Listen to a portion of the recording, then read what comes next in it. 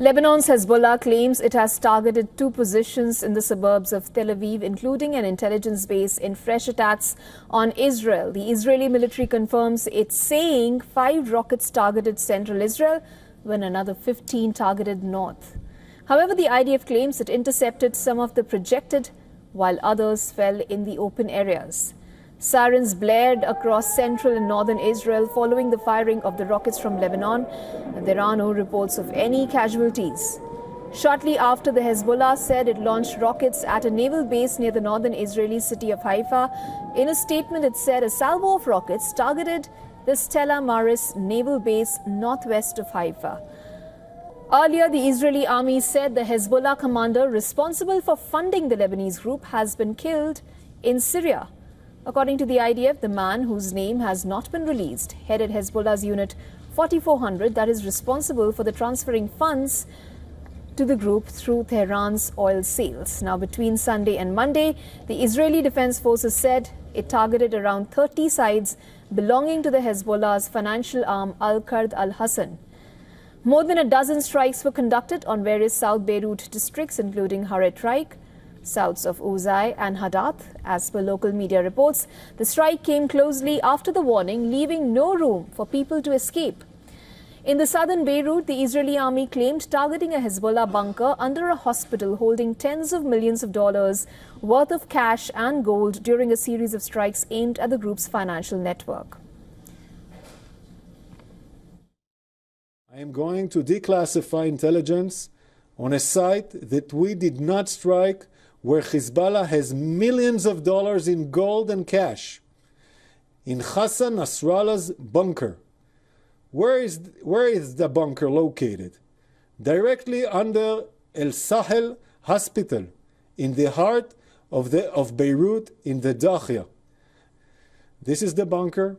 It contains rooms, beds, and infrastructure for long stays, and the ability to direct combat from underground.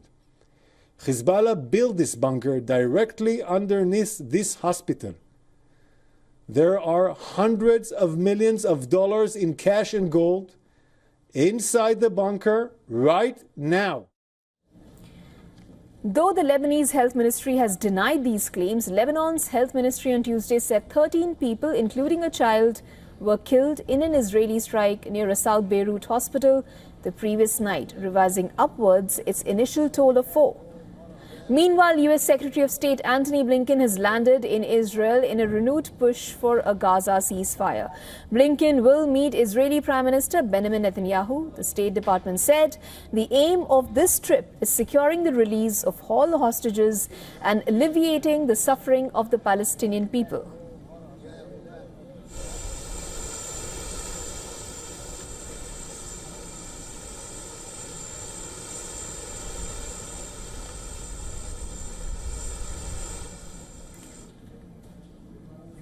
We earlier spoke to Dr. Glenn Diesen from Norway. He's a professor of international relations at the University of Southeastern Norway, and he's also an editor at the Russia in Global Affairs journal.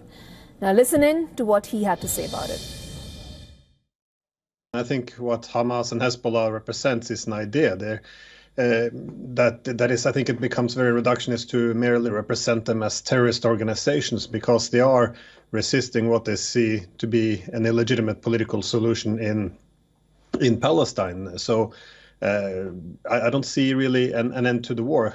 Traditionally or historically, Israel has not gone for the full defeat of an adversary. Instead, they tend to pursue this policy, which is often referred to as mowing the lawn. And this is exactly because they don't pursue any permanent political solutions.